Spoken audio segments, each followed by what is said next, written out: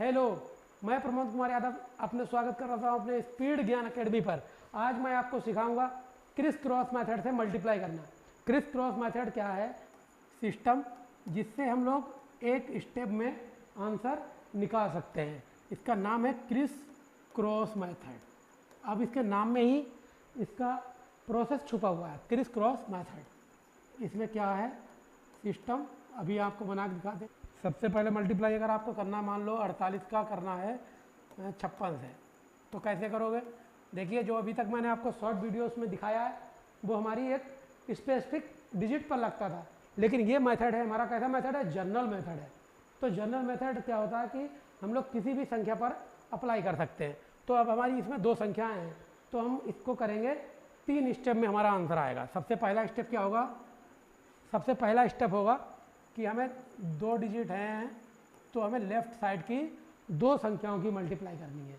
दोनों का मल्टीप्लाई करने के बाद इसमें अगर कोई कैरी वगैरह आता है तो कैरी को हमें फॉरवर्ड कर देंगे। क्या करेंगे? कैरी को फॉरवर्ड कर देंगे अगले स्टेप में।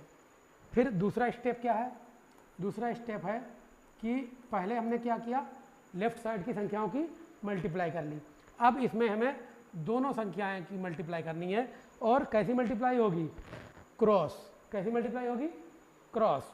इस संख्या की इस संख्या से और इस संख्या की इस संख्या से। हिंदी में समझे तो त्रियक। कैसी गुणा होगी? त्रियक गुणा होगी।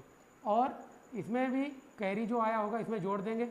इसमें जो कैरी लगेगा उसे भी हम लोग क्या करेंगे? नीचे फॉरवर्ड कर देंगे अगले स्टेप में। क्या करेंगे? थर्ड स्टेप में फॉरवर्ड कर देंगे। और आखिर में क्या मल्टीप्लाई करने को रह जाएगा?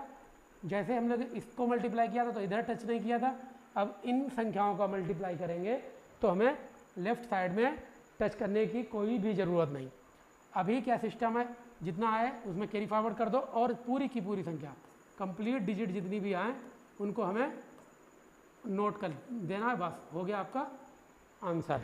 अब एग्जाम्पल समझिए।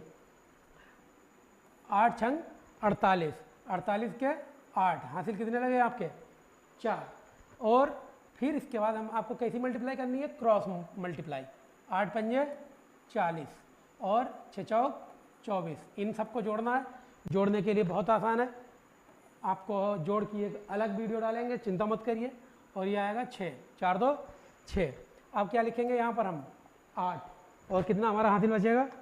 हमारा हासिल बचेगा 6। कितना बचेगा? 6। अब हमें किसकी मल्टीप्लाई करनी पड़ेगी? 4 और 5 की। 4 पंजे 20, 6 26। ये हो गया आंसर। अभी देखिए दोबारा समझिए। 8 और 6 की मल्टीप्लाई करेंगे, कितना आएगा?